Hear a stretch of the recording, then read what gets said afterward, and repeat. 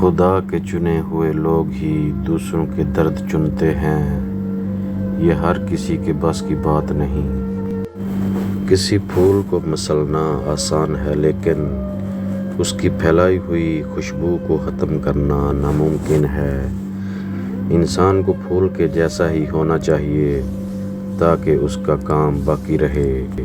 انسان جتنا مرضی بھاگ لے، جتنے مرضی ہاتھ پاؤں مار لے، مگر کس نے کس کو کہاں کب اور کیسے ملنا ہے، یہ فیصلے بہرحال کہیں اور ہوتے ہیں۔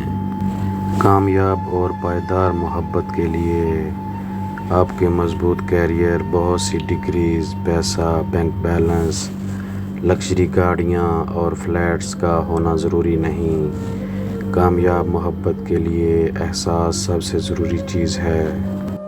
کچھ لوگ اپنی اوقات سے بڑی باتیں کرتے ہوئے بھول جاتے ہیں کہ سامنے والا آپ کے ماضی کا چشمدید گواہ ہے۔ زندگی میں بہت لوگ ہمیں پیچھے سے وار کرتے ہیں، اپنی حماقت کے سبب اتنا بھی نہیں جانتے کہ وہ ہمارے وجود کے سہارے ہی کھڑے ہوتے ہیں۔